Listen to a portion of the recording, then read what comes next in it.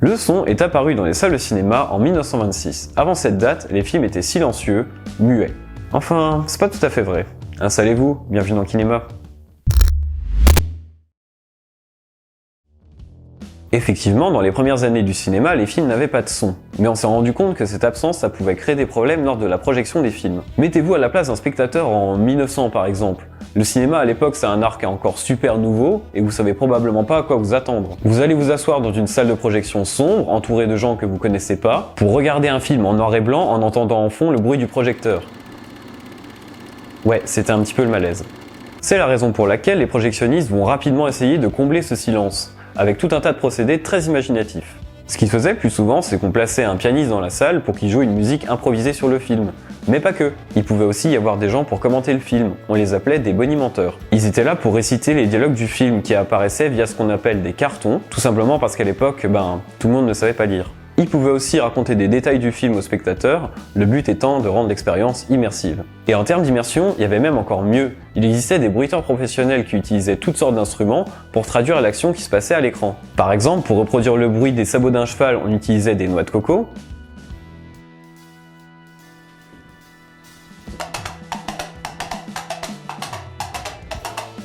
Pour les cliquetis d'une charrette ou d'une calèche, c'était des grelots. Pour un moteur, un bout de carton dans les pales d'un ventilateur. Tout un orchestre.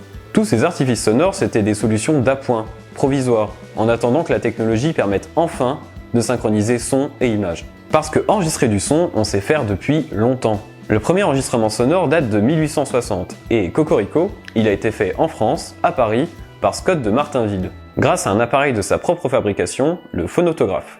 Très grossièrement, on parlait dans un cône pour bien capter le son de votre voix, les ondes sonores étaient transmises jusqu'à une petite aiguille, la pointe de cette aiguille était imbibée d'encre pour écrire sur un cylindre en papier qui tournait à un rythme régulier. Alors oui, c'est rudimentaire pour enregistrer un son, mais l'objectif de Martinville c'était davantage d'étudier les ondes sonores en observant les formes qu'elles pouvaient prendre sur le papier. C'est pour cette raison que son appareil ne permettait pas de lire les enregistrements, simplement de les retranscrire graphiquement. En 2007, un collectif de chercheurs a réalisé la prouesse de lire cet enregistrement. Et surprise, on y entend une chanson. Je vous laisse l'écouter, essayez de la reconnaître.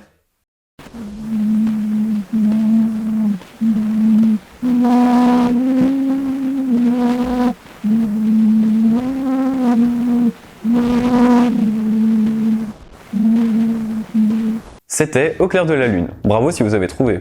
Bon, graver des chansons sur du papier, c'est super, mais c'est quand même dommage qu'on puisse pas les lire après. Ça n'est que 17 ans plus tard, en 1877, que ça sera rendu possible grâce au phonographe inventé par Thomas Edison. Pour l'aspect technique, c'est un petit peu comme le phonotographe. Phonotographe Vous pouvez pas trouver autre chose, les gars?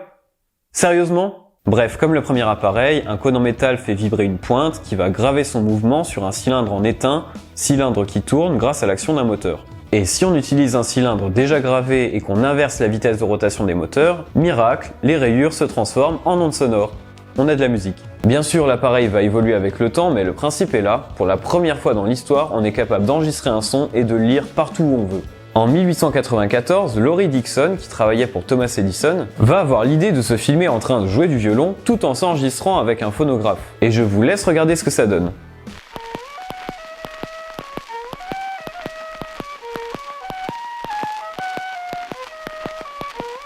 Ouais, il jouait pas très bien. Alors oui, c'était une bonne idée, mais on peut pas considérer ça comme étant le premier film avec du son. Et ça pour deux raisons. Déjà, c'était un film expérimental, il n'était pas destiné à être projeté devant des spectateurs, mais surtout, c'était pas une innovation. En fait, si on veut voir le film et entendre le son, il faut démarrer le projecteur et le phonographe en même temps. Et avec les appareils de l'époque, je peux vous dire que c'était pas gagné.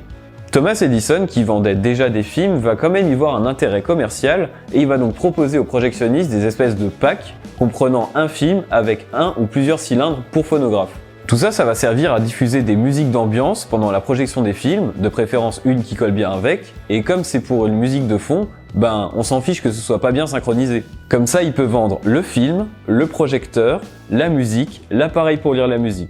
Ce système va perdurer pendant longtemps, malgré plusieurs tentatives de cinéastes d'améliorer la synchronisation son-image. Par exemple, la société Gaumont ont réalisé ce qu'ils ont eux-mêmes appelé des photoscènes. Ça fonctionnait comme le film expérimental de Dixon, d'ailleurs c'était aussi avec un phonographe. La seule différence, c'est qu'il y avait un vrai effort pour lancer les enregistrements du son et de l'image en même temps.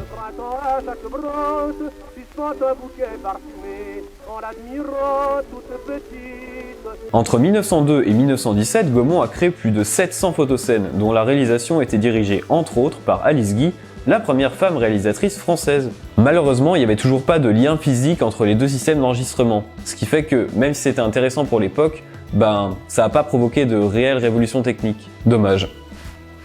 Pour que les choses bougent, il va falloir attendre 1926, date à laquelle un nouveau procédé est commercialisé par Warner Bros.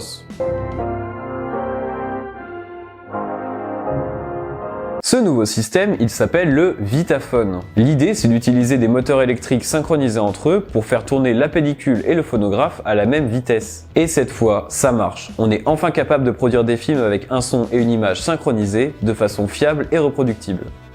C'est beau. Le premier film à bénéficier de cette technologie, c'est Don Juan, lui aussi sorti en 1926. C'est un film musical avec pour acteur principal John Barrymore, le grand-père de Drew Barrymore. Mais si, Drew Barrymore, c'est celle qui joue la petite fille dans E.T. et l'ado qui se fait tuer au début de Scream. Voilà. Pardon pour le spoil.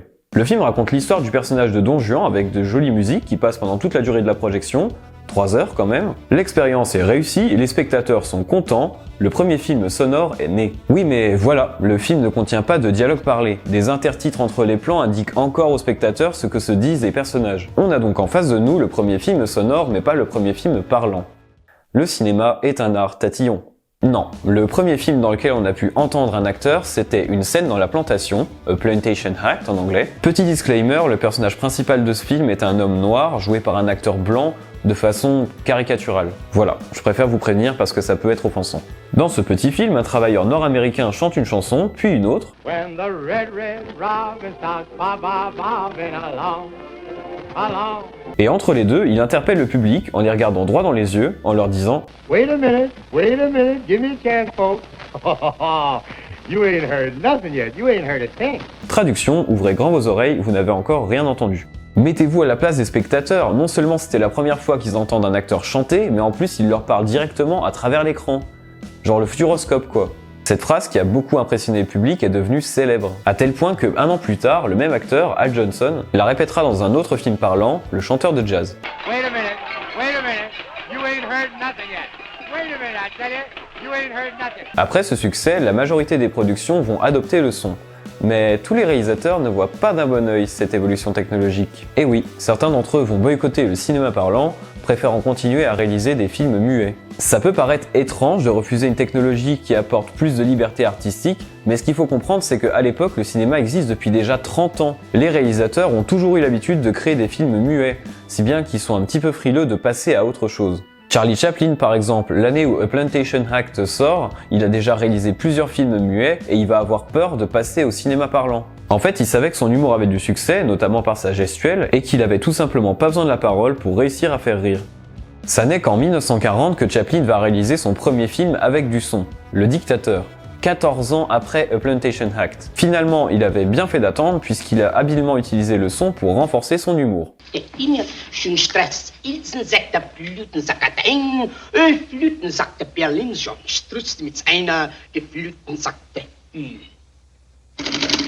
Le succès du film va terminer de convaincre les derniers réfractaires, si bien qu'aujourd'hui, ça nous paraît presque impossible d'imaginer un film sans bande-son.